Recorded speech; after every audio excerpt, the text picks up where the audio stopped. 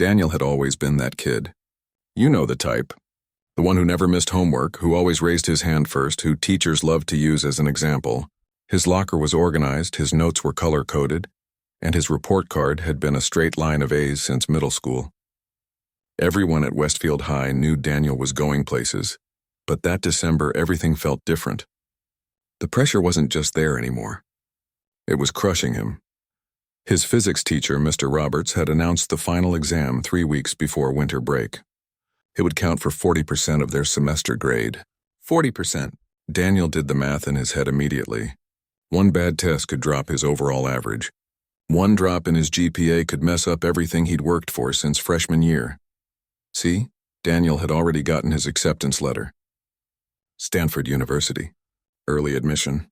His parents had cried when they opened it together. His mom had called every relative they had. His dad had actually hugged him, which didn't happen often. But there was a catch, printed right there in the acceptance packet. He had to maintain his current academic standing. No slipping. No failing. No room for mistakes. The weeks before the exam were normal at first. Daniel studied like he always did. He made flashcards. He rewatched lecture videos. He worked through practice problems until his hand cramped. But then his little sister got sick. Not just regular sick. Really sick. The kind where his parents rushed her to the emergency room at midnight because her fever wouldn't break. Daniel sat in those harsh hospital lights until 4 in the morning, watching his sister sleep. Listening to machines beep, feeling helpless and exhausted. He got home at 5. The physics exam was at 8. Daniel sat at his desk looking at his textbook and the words just blurred together. His brain felt like static. He tried to focus on electromagnetic fields and wave functions, but all he could think about was his sister's pale face and his mother's worried eyes. He needed to sleep. He needed to study. He needed to do something, but his body wouldn't cooperate. At 6 in the morning, desperate and panicking, Daniel opened his backpack to grab a pencil. That's when he saw it, a folded packet of papers tucked between his notebooks. He pulled it out, confused. He didn't remember putting it there. It was a study guide, not his study guide. Someone else's. The handwriting wasn't his. There were practice problems, worked out solutions, formula sheets, everything. He recognized some of the problems from class, but there were others he'd never seen before. Daniel looked at the clock. 2 hours until the test. His eyes were burning. His hands were shaking from too much coffee and no sleep. He made a choice he never thought he'd make. He told himself it was just for review. Just to check his understanding. Just to see if he was on the right track. But deep down he knew what he was doing. He took out his phone and photographed every page. Then he spent the next hour memorizing those solutions, those methods, those exact steps. The exam room felt different that morning. Too bright, too quiet. Daniel's stomach twisted as Mr. Roberts handed out the test packets. He told everyone they had 2 hours. He reminded them about academic integrity. He said he trusted them all to do their best, honest work. Daniel opened the test booklet and his heart dropped into his shoes. The problems were there. Right there. The exact same problems from that study guide. Question 3 about the magnetic field. Question 7 about wave interference. Question 12 about the photoelectric effect. All of them. Word for word, his hands started sweating. This wasn't just luck. This was too perfect. Too exact. But what could he do now? Fail on purpose? That didn't make sense either. He'd already seen the answers. He couldn't unsee them, so Daniel wrote. He copied those solutions from memory, changing a word here and there, trying to make it look like his own work. He showed every step. He circled his final answers. When he handed in his test 40 minutes early, Mr. Roberts looked up and smiled. Feeling confident, Daniel? Yes, sir. Daniel lied. He walked out of that classroom and went straight to the bathroom. He locked himself in a stall and just stood there, breathing hard, feeling sick. What had he done? His whole life he'd been the honest kid, the good kid, the one who did things right. And in one desperate morning he'd thrown all of that away. The next day, Mr. Roberts posted the grades outside his classroom. Daniel scored a perfect 100. His name was at the top of the list. People congratulated him. They weren't surprised. Of course, Daniel aced it. Daniel always aced everything. But Daniel couldn't feel happy. He couldn't feel proud. He just felt hollow. That night he couldn't eat dinner. His parents noticed but thought he was just tired from the hospital night. His sister was better now, laughing at the dinner table, and everyone was relieved. But Daniel just pushed his food around his plate. He couldn't sleep that night either. Or the next night. Every time he closed his eyes, he saw that perfect 100. He saw Mr. Roberts smile. He saw his own name at the top of the list, and it felt like a lie burned into paper. His best friend Tyler noticed something was wrong. They'd known each other since 5th grade, and Tyler could always tell when Daniel was off. "You've been weird since the physics test," Tyler said at lunch. "You should be happy. You killed it." "Yeah," Daniel said, staring at his sandwich. "I killed it." By the 4th day, Daniel felt like he was losing his mind. The guilt sat on his chest like a weight. Every time someone mentioned the test, he wanted to disappear. When Mr. Roberts praised his work in class, calling his problem-solving exceptional, Daniel thought he might throw up. He couldn't live like this. He just couldn't. So on Thursday afternoon, after everyone else had left, Daniel stayed behind. He stood outside Mr. Roberts' classroom, his heart pounding so hard he could hear it in his ears. He thought about Stanford. He thought about his parents. He thought about everything he might lose. Then he knocked on the door and walked inside. Mr. Roberts was grading papers when Daniel walked in. He looked up, adjusted his glasses, and smiled that same warm smile that made him everyone's favorite teacher. "Daniel, what can I do for you?" Daniel's mouth went dry. He'd practiced this in his head a dozen times, but now that he was here, the words wouldn't come. He just stood there like an idiot, his backpack hanging off one shoulder, his hand shaking. "You want to sit down?" Mr. Roberts gestured to a desk in the front row. Daniel sat. He set his backpack down. He looked at the floor, at the periodic table poster on the wall, at anything except Mr. Roberts' face. "I need to tell you something," Daniel finally said. His voice came out quieter than he wanted. "About the test." Mr. Roberts put down his pen. He folded his hands on his desk and waited. He didn't say anything. He just waited, and then it all came out. Daniel told him everything. About his sister in the hospital. About finding the study guide in his backpack. About being exhausted and desperate and stupid. About photographing the pages. About recognizing the problems on the test. About copying the solutions from memory. "I cheated," Daniel said, and saying it out loud made it real in a way it hadn't been before. "I'm sorry. I know that doesn't fix it, but I'm sorry. I couldn't keep pretending it didn't happen." He expected anger. He expected disappointment. He expected Mr. Roberts to immediately call the principal, to talk about suspension or expulsion. He expected his world to end right there in that classroom, but Mr. Roberts just nodded slowly.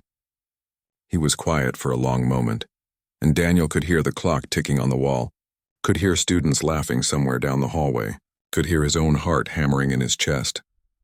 "Thank you for telling me," Mr. Roberts finally said. That was it.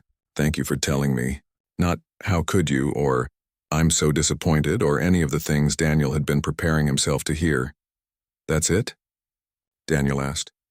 "You're not going to report me?" "I didn't say that." Mr. Roberts leaned back in his chair. "But I want you to come back tomorrow. After school, same time. There's something you need to understand before we figure out what happens next." Daniel left that classroom feeling even more confused than when he'd entered. He'd confessed to cheating. He'd expected consequences. But instead, he just got a strange look and an appointment for the next day. What did that mean? Was Mr. Roberts calling his parents? Talking to the principal? Building a case? That night was even worse than the previous ones. Daniel barely touched his homework. He sat at dinner and answered his parents' questions with one-word responses until his dad asked if he was feeling okay. "Just tired," Daniel lied. Again. His mom felt his forehead. "You're not getting what your sister had, are you?" "No, Mom, I'm fine," but he wasn't fine. He was the opposite of fine. He'd finally done the right thing by confessing, but somehow it felt like he'd just made everything worse. At least before, only he knew what he'd done. Now Mr. Roberts knew. And tomorrow, probably everyone would know. Tyler texted him that night. "You good? You've been acting weird." Daniel stared at his phone. He wanted to tell Tyler everything. They'd been friends forever. But what would Tyler think of him? Tyler had never cheated on anything in his life.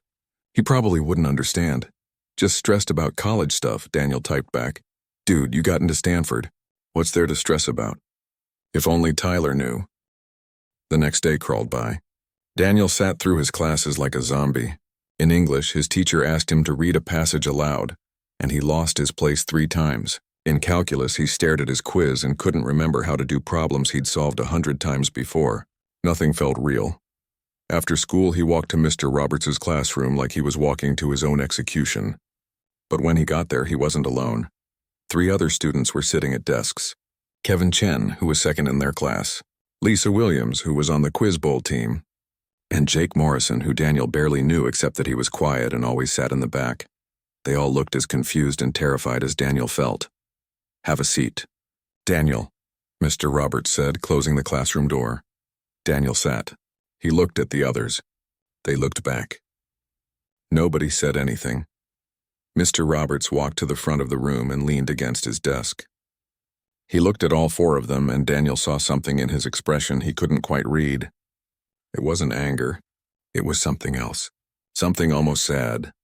"I want to start by saying that what we discuss in this room stays in this room," Mr. Roberts began. "I haven't reported any of this to the administration yet. I wanted to talk to all of you first. All of you." Daniel's stomach dropped. That meant the others had cheated too. But how did Mr. Roberts know?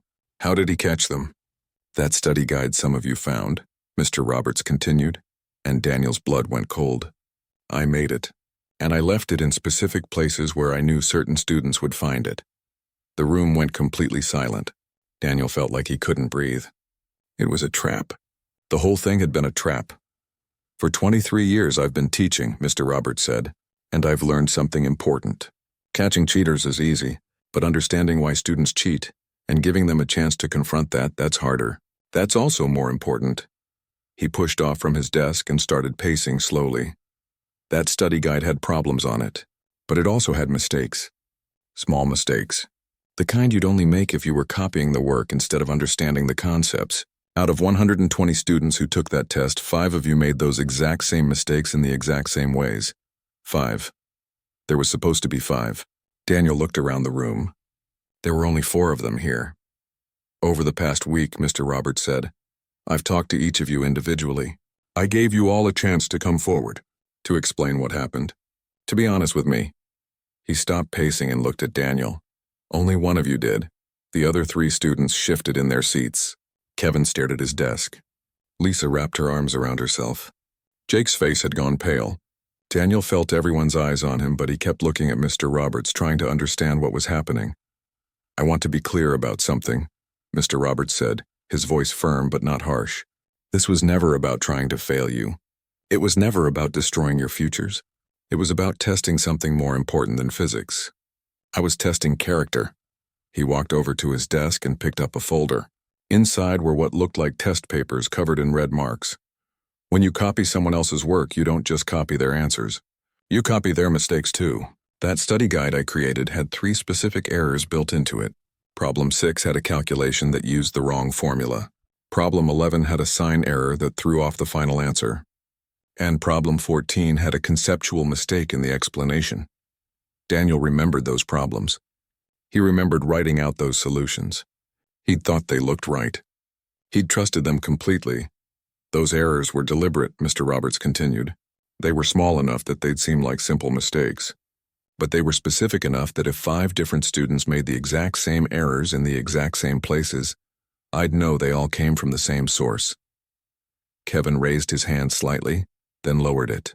His voice came out scratchy. "So you knew? From the beginning, you knew?" "I knew someone had used that guide, yes.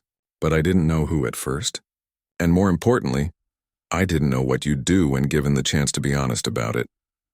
Mr. Roberts opened the folder and pulled out a piece of paper. Daniel recognized it. It was a schedule of office hours, but with specific names written in slots. His name was there. So were the others in the room. "Last week, I sent each of you an email about scholarship opportunities. I said I wanted to discuss some programs that might interest you. Do you all remember?" They nodded. Daniel remembered. He'd thought it was strange timing right after the test, but Mr. Roberts sometimes did stuff like that. He genuinely cared about his students' futures. "Those meetings were your opportunity," Mr. Roberts said quietly. "I sat with each of you for 20 minutes. I asked you how the test went. I asked if you felt confident about your performance. I asked if there was anything you wanted to tell me about the exam. Daniel's meeting had been on Tuesday. He remembered sitting there, sweating through his shirt, knowing he should say something, but he'd chickened out. He'd smiled and said the test was fair and he'd felt prepared. He'd lied right to Mr. Roberts' face, until yesterday when the guilt finally broke him.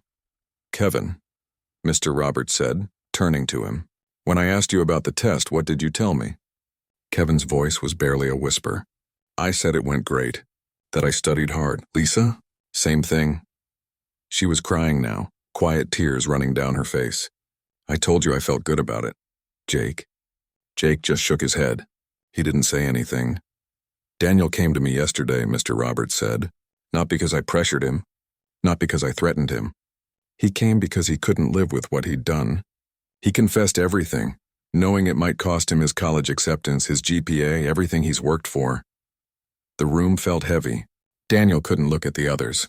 He felt their resentment, their fear, their anger at him for being the one who broke. "So here's what's going to happen," Mr. Roberts said, and everyone tensed. "For Kevin, Lisa, and Jake, I'll be filing academic integrity violations with the administration. You'll meet with the principal. Your parents will be called. The consequences will be what they are." Lisa let out a small sob. Kevin put his head in his hands. Jake still didn't move. "But," Mr. Roberts continued, looking at Daniel now, "for you, I'm offering something different." Daniel's heart was pounding so hard he thought everyone could hear it. "You can retake the exam. This Saturday. In my classroom, proctored. No notes, no guides, no help. Just you and your knowledge. If you pass with a 70 or above, that becomes your official grade. The perfect 100 disappears like it never happened. And if I fail," Daniel asked, "then you fail, and you deal with those consequences honestly." Mr. Roberts crossed his arms. "But here's the thing, Daniel. You're smart. You've always been smart. You didn't need to cheat. You just thought you did because you were exhausted and scared. So I want to see what you can really do when you're rested and prepared and doing your own work." It felt too good to be true. Too merciful. "Why?" Daniel asked. "Why are you doing this for me and not them?" Mr. Roberts was quiet for a moment. Then he said, "Because you're the only one who came forward. You're the only one who chose honesty over self-preservation. That matters. Character isn't about never making mistakes. It's about what you do after you make them." He looked at the other 3 students. "The rest of you had the same opportunity. I gave you a clear opening to come clean. You chose not to take it. And that choice, that difference, that's what determines what happens next." The meeting ended shortly after. Kevin, Lisa, and Jake left first, not looking at anyone. Daniel stayed behind, his legs feeling weak. "Mr. Roberts," he said, "what if Stanford finds out? What if this ruins everything anyway?" "That's up to you," Mr. Roberts said, packing up his papers. "You can tell them or not tell them. But my advice, if you retake this test and pass it honestly, you'll know you earned your way into Stanford. Not because you cheated, but in spite of the fact that you made one bad choice and then did everything you could to make it right." Daniel nodded. He picked up his backpack and started to leave. "Daniel," Mr. Roberts called after him, "get some sleep this week. Don't just study, sleep, eat proper meals. Take care of yourself. You're not going to do your best work if you're running on empty." "Yes, sir." "And Daniel?" Mr. Roberts smiled, and it was a real smile, not disappointed or angry. "I'm glad you came forward. That took guts." Daniel walked out of that classroom feeling strange. Not relieved exactly, not happy, but something lighter than he'd felt in days. Like maybe, just maybe, he could fix this after all. Saturday morning came too fast. Daniel barely slept the night before, but this time it was different. It wasn't guilt keeping him awake. It was legitimate nerves about the test, about proving he could actually do this. His mom made him a big breakfast, eggs, toast, orange juice. She didn't know why he was going to school on a Saturday. He'd told her Mr. Roberts was offering extra credit opportunities for students who wanted to boost their grades before finals. It wasn't exactly a lie, just not the whole truth. "You're already getting A's in everything," his mom had said, confused. "Why do you need extra credit?" "Just want to make sure," Daniel had replied. Now he sat at the kitchen table, pushing eggs around his plate, and his dad looked up from his newspaper.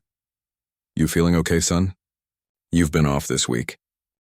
"Just tired," Daniel said. The same excuse he'd been using. "Lots going on." His dad nodded, but Daniel could tell he didn't quite believe it. Parents always knew when something was wrong. They just didn't always push. Well, don't burn yourself out, his dad said. Stanford wants you because you're smart, not because you're perfect. Remember that. Daniel nearly choked on his orange juice. If his dad only knew. The school was empty when Daniel arrived. Just a few cars in the parking lot. Probably teachers doing weekend grading or sports teams having practice. Daniel's footsteps echoed in the hallway as he walked to Mr. Roberts' classroom. Mr. Roberts was already there, sitting at his desk with a sealed envelope. A fresh test. Not the same one from before. Daniel's stomach flipped. Morning, Daniel. How are you feeling? Nervous, Daniel admitted. Good, nervous means you care. Mr. Roberts stood up and handed him the envelope. You'll have 2 hours, just like last time. The format is the same. Similar difficulty level. I'm not trying to trick you or make it impossible. I just want to see what you really know. Daniel took the envelope. His hands were steadier than he expected. One more thing, Mr. Roberts said. Your phone. I'll need you to leave it on my desk. Daniel handed it over without argument. He wasn't going to mess this up. Not again. He sat down at a desk in the middle of the room. Mr. Roberts opened the envelope for him, pulled out the test packet and set it face down on the desk. You can start whenever you're ready, Mr. Roberts said, then went back to his own desk to grade papers. Daniel flipped over the test and started reading. The first few problems were straightforward. Kinematics, basic calculations. Stuff he'd known since the first month of class. He worked through them carefully, showing all his steps, double-checking his math. So far so good. Problem 5 made him pause. It was about electromagnetic induction, and he had to remember Faraday's law. He closed his eyes, pictured his notes, pictured the lecture where Mr. Roberts had explained it. The formula came back to him. He wrote it down and worked through the problem. By problem 8, Daniel was sweating, not because he didn't know the material, but because he was so worried about making a mistake. Every calculation felt critical. Every formula felt like a test of whether he actually deserved to be here. He glanced up at the clock.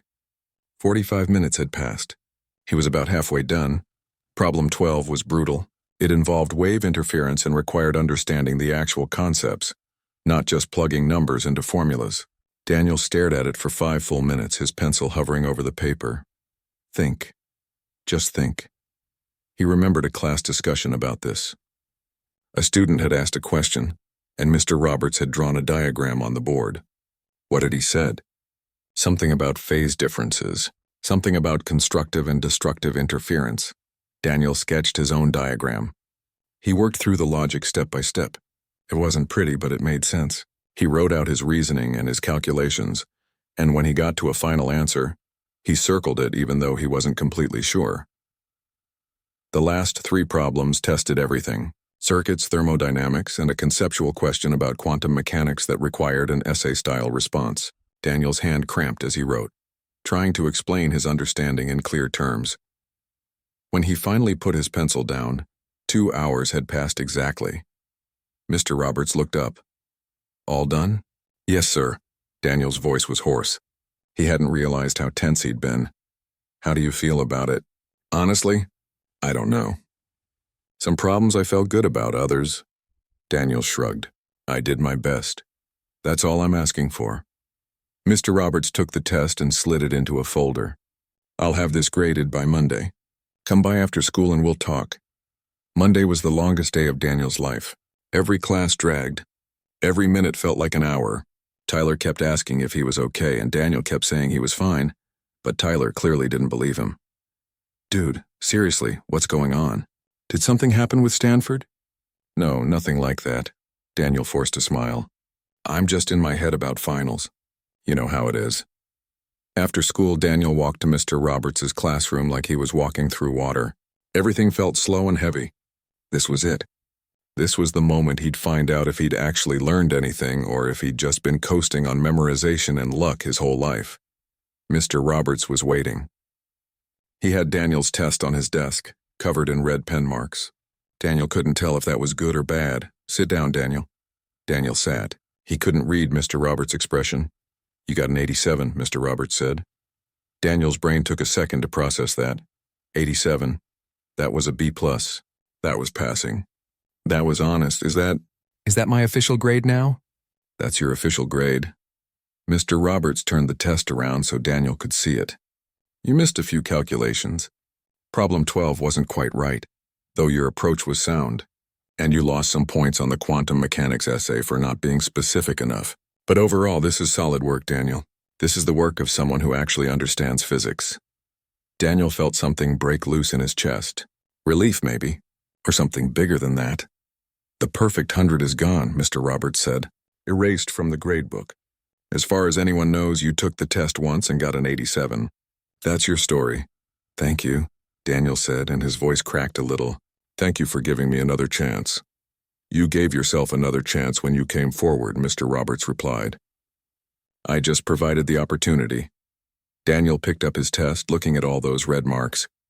They felt earned in a way the perfect 100 never had. The news about the other 3 students spread through school like wildfire. Not all the details, but enough. Academic integrity violations. Meetings with the principal. Parents called in. Nobody knew exactly what they'd done, but everyone knew it was serious. Daniel heard whispers in the hallway.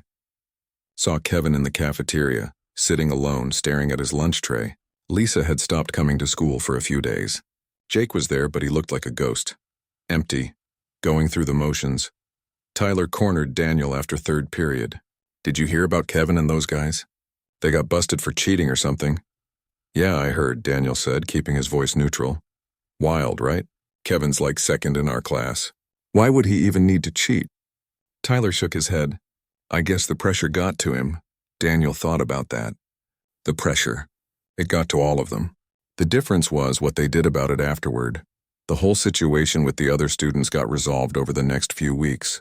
Kevin got suspended for 3 days and had to retake the exam under supervision. He scored a 72.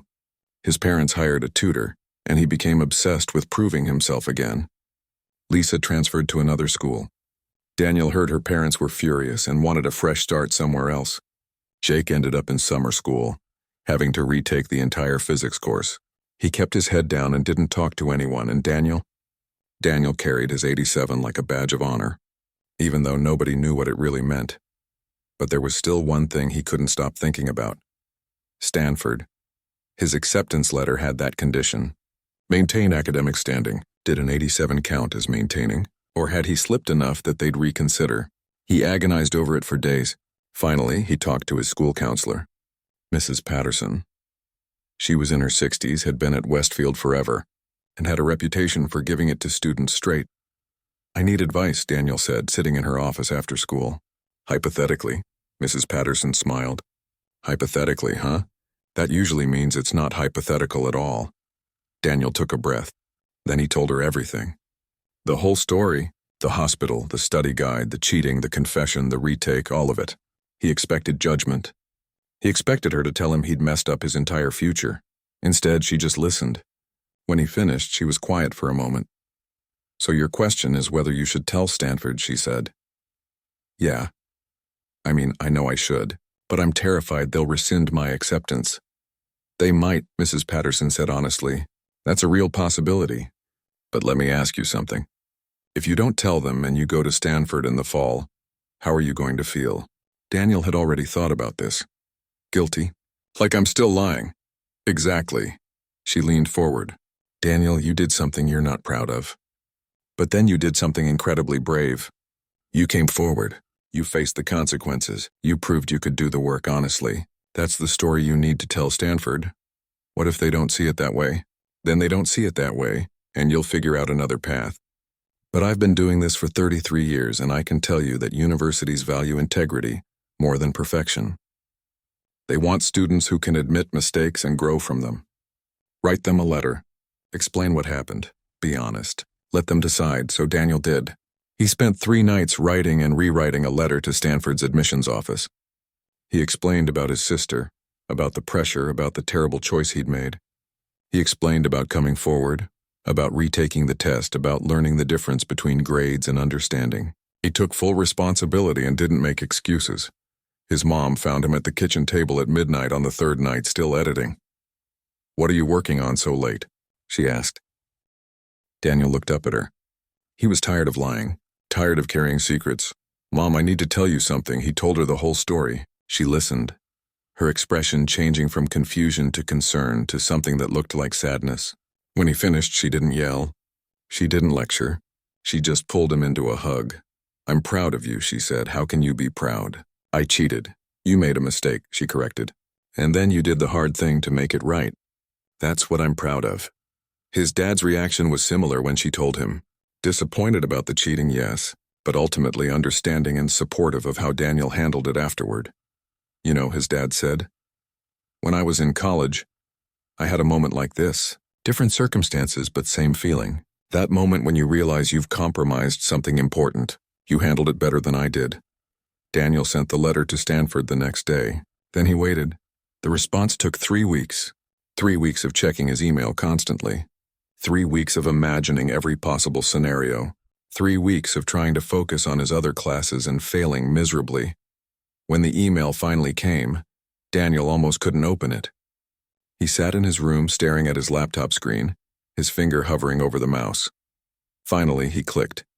The email was from an assistant dean of admissions. It was formal but personal. They thanked him for his honesty. They acknowledged that what he did was serious. They appreciated that he took responsibility and corrected the situation immediately. And then the key paragraph. "After reviewing your case, we believe your response to this situation demonstrates the kind of character and integrity we value at Stanford. Your acceptance stands. We look forward to welcoming you to campus in the fall." Daniel read it 3 times to make sure he understood. They weren't rescinding his acceptance. They were still letting him come. He'd been honest about the worst thing he'd ever done, and they still wanted him. He showed his parents. His mom cried again, but happy tears this time. His dad clapped him on the shoulder and said, "See? Doing the right thing matters." The rest of senior year passed in a blur. Daniel maintained his grades, enjoyed his last few months with friends, and tried not to think too hard about everything that had happened.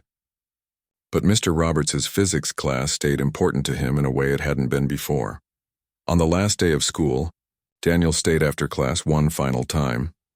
"Just wanted to say thank you," he told Mr. Roberts, "for everything, for the second chance, for believing I could do better." Mr. Roberts smiled. "You know, Daniel, I've been teaching for 23 years. I've caught a lot of cheaters in that time. Most of them either deny it completely or only admit it when they have no other choice. You're one of maybe 5 students who ever came forward on their own." "Really? Really? And you know what's interesting? I stay in touch with most of those 5.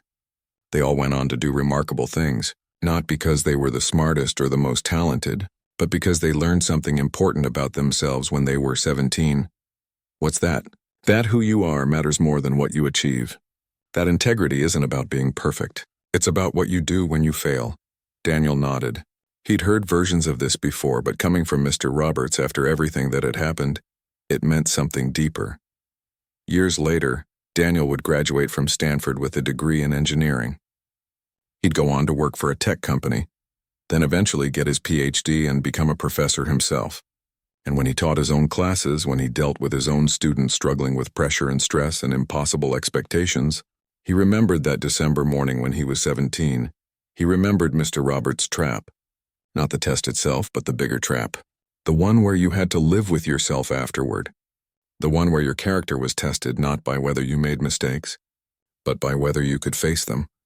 On his last day at Westfield High, walking out of that classroom for the final time, Daniel felt different than he had just 6 months ago. Lighter, more honest, more himself.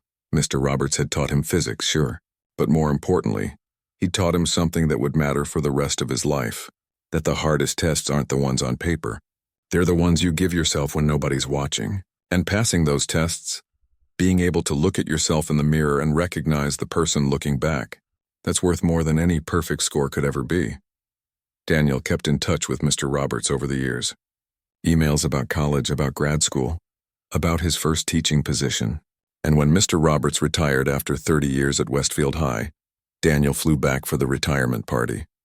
He stood up in front of everyone and told a version of his story. Not all the details, but enough. About learning the difference between grades and understanding, about the importance of second chances, about a teacher who cared more about who his students became than what they achieved. "Mr. Roberts taught me that integrity matters," Daniel said, his voice steady. "Not just as an abstract concept, but as something you choose every single day. He gave me the chance to choose it even after I'd already failed. And that choice changed my life. After the party, Mr. Roberts pulled Daniel aside. "You didn't have to tell that story," he said. "Yes, I did," Daniel replied. "Because there are probably kids in this room right now who need to hear it, who are feeling that same pressure I felt, who need to know that making a mistake doesn't define you. What you do afterward does." Mr. Roberts nodded, that same understanding smile Daniel remembered from all those years ago. "You turned out okay, Daniel. Thanks to you." "No," Mr. Roberts corrected gently. "Thanks to you. I just gave you the opportunity. You did the hard part." And that was the truth Daniel carried with him. The trap wasn't in the test. It was in the choice that came after. The choice to be honest or to hide. The choice to face consequences or run from them. The choice to be the person you wanted to be or the person who took shortcuts. Mr. Roberts had given him that choice. But Daniel had made it himself, and that made all the difference. 10 years after graduation, Daniel received an unexpected email. It was from Kevin Chen, the student who'd been caught cheating alongside him that December day. They hadn't spoken since high school. Kevin had gone to a state university after everything happened, and Daniel had lost track of him completely. "Hey Daniel," the email started. "I know this is random after all these years, but I saw your name in an article about new engineering professors at State Tech. Congratulations, I wanted to reach out because I've been thinking a lot about senior year lately, about Mr. Roberts' class, about what happened. Do you have time to talk?" Daniel stared at the email for a long time before responding. He agreed to meet Kevin for coffee the following weekend. They met at a small cafe downtown. Kevin looked different. Older, obviously, but also more settled somehow.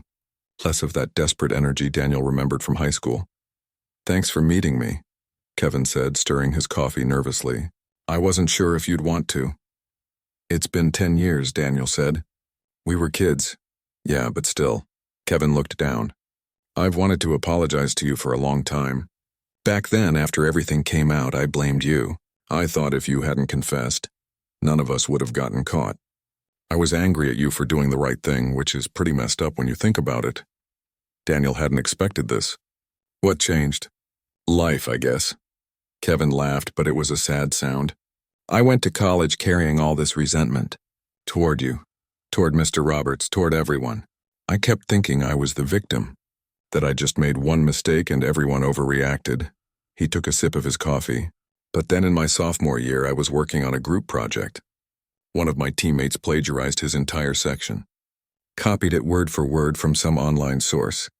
And when I confronted him about it, he just shrugged, said everyone does it, said it wasn't a big deal. What did you do?" "I reported him." Kevin met Daniel's eyes. "And in that moment, I finally understood what you did back in high school. What it cost you to come forward. I realized I'd spent 2 years being angry at you for having more courage than I did." They sat in silence for a moment. The cafe buzzed with other conversations around them, but their table felt separate somehow. Quiet. "The guy I reported got kicked out of the program," Kevin continued. "And you know what? He sent me messages for months calling me a snitch, a traitor, all kinds of things. His friends stopped talking to me. It was ugly, but I knew I'd done the right thing." "That must have been hard," Daniel said. "It was, but it also freed me from something I'd been carrying around. All that anger, all that justification. Once I did the right thing myself, I couldn't keep pretending I was innocent back in high school. I had to face what I'd actually done." Kevin pulled out his phone and showed Daniel a photo. A little girl, maybe 3 years old, grinning at the camera with chocolate all over her face. "That's my daughter, Amy. She's the reason I wanted to talk to you." Kevin's voice got softer. "I keep thinking about what kind of person I want her to grow up to be, what kind of example I want to set, and I realized I need to make peace with my past before I can teach her about integrity." Daniel felt something shift in his chest. "You don't owe me an apology, Kevin. We all made mistakes." "Maybe not, but I'm giving you one anyway." Kevin put his phone away. "You did something brave when we were 17. You owned your mistake when the rest of us tried to hide ours. And I've spent 10 years learning the lesson you learned in one night. So thank you. And I'm sorry." They talked for another hour. Kevin had become an accountant, married his college girlfriend, bought a small house in the suburbs. Normal life things, happy things. He seemed at peace in a way Daniel remembered him never being in high school. As they were leaving, Kevin asked, Do you ever hear from Mr. Roberts? Sometimes. We email a few times a year. He's doing well, traveling a lot now that he's retired. Tell him something for me if you talk to him. Tell him I finally get it. What he was trying to teach us, it just took me a while. Daniel promised he would. They shook hands, exchanged phone numbers, promised to stay in touch. Whether they actually would or not, Daniel didn't know. But it felt good anyway, like closing a chapter that had been left open too long. That night, Daniel did email Mr. Roberts. He told him about meeting Kevin, about the apology, about the lessons that took a decade to land. Mr. Roberts replied the next morning with just a few lines. This is why I taught for 30 years, not for the students who get it right away, but for the ones who eventually come around. Tell Kevin I'm proud of him. And Daniel, I'm proud of you too. You both turned out exactly like I hoped you would. Daniel read that email 3 times. Then he saved it in a folder he kept of important messages, reminders of moments that mattered. Proof that doing the right thing, even when it's hard, even when it costs you something, eventually ripples out in ways you can't predict. The trap Mr. Roberts set wasn't just for catching cheaters. It was for catching people at a crossroads and showing them which path led to becoming someone they could be proud of. Some people found that path immediately. Others took years. But in the end, they all got there. And that was what mattered most.